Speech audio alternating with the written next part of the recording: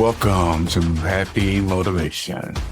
This podcast is a space created for reflection and growth, real conversations about life, purposes, and becoming better without losing yourself along the way. I'm your host, Dray, and together we'll explore what it means to slow down, check in, and grow with intention. So wherever you are, take a breath and welcome to Happy Motivation. There's a version of you that still exists. Not physically, but emotionally. 10 years old, 12 years old, 18 years old, trying, adapting, figuring it out.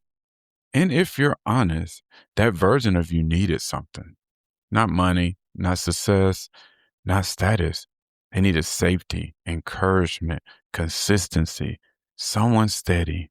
And when you don't receive what you need, you don't break, you adapt. You become strong, you become independent, you become responsible.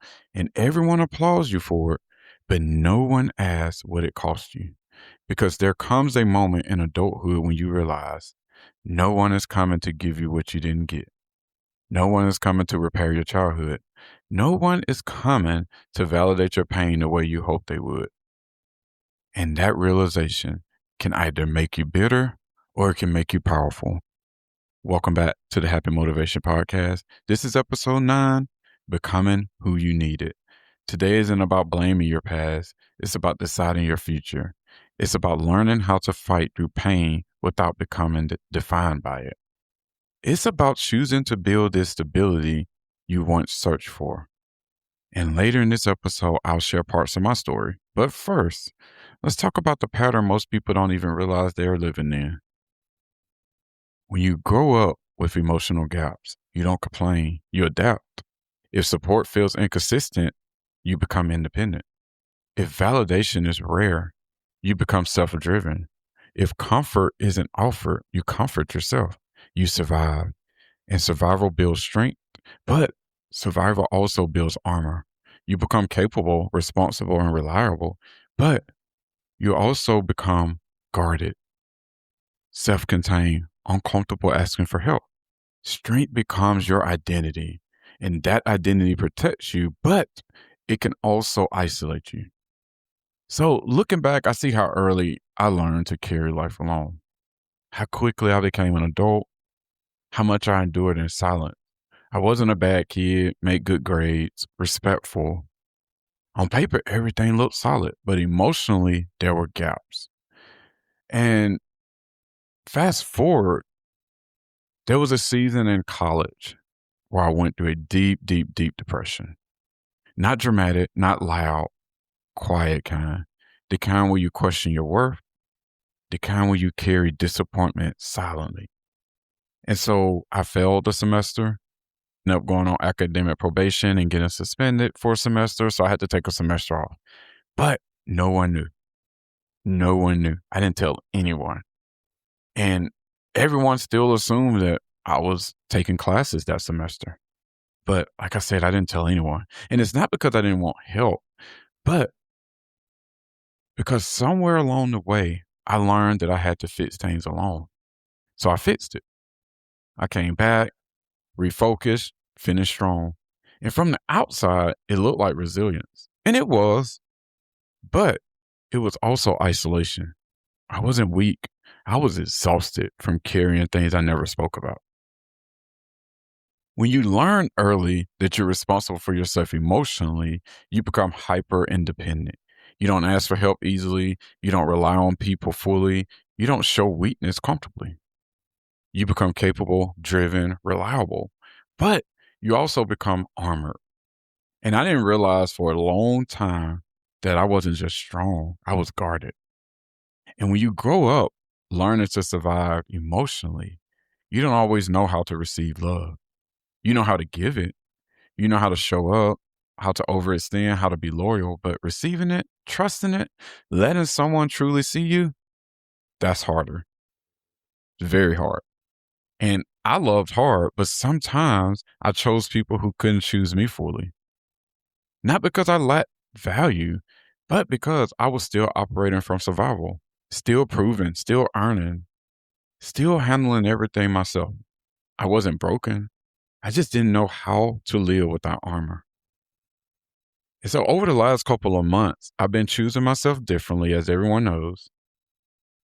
So my circle got smaller, my life got quieter, some relationships shifted. And yes, that can feel lonely at first, but it also felt peaceful because I stopped over functioning for people who weren't pouring back into me.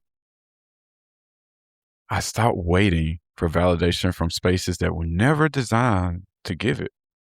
And I realized something freeing. No one is coming to fix my past. And that can either make you bitter or powerful. I chose powerful. Instead of waiting for encouragement, I encourage myself. Instead of waiting for protection, I protect my peace.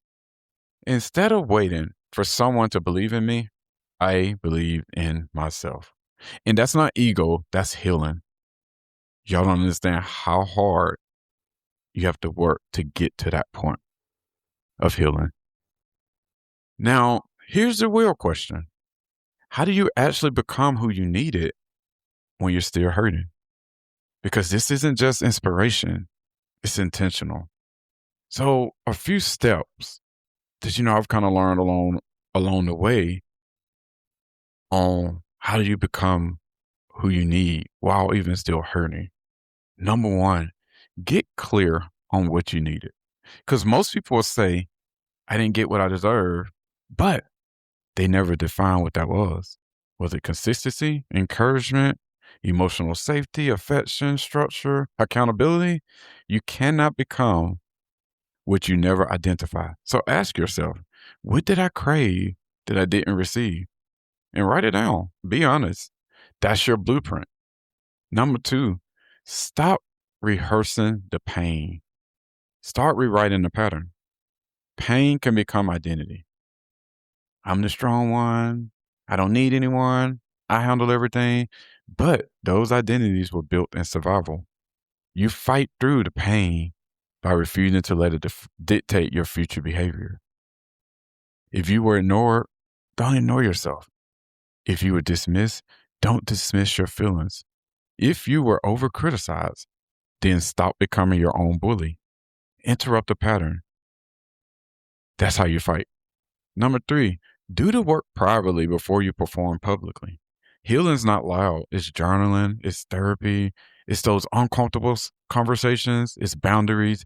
It's saying no without over-explaining. You don't wake up healed. You wake up committed. And you repeat that commitment daily. Becoming who you needed requires discipline, not drama. Number four, learn to receive. And this one's a hard one. I have experienced this fully. It is very, very hard. And it's very hard for survivals. If someone shows up for you, let them.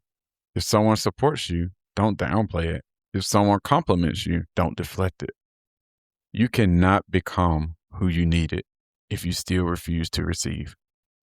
Healing requires vulnerability, and vulnerability feels unsafe when you grew up surviving, but it is necessary.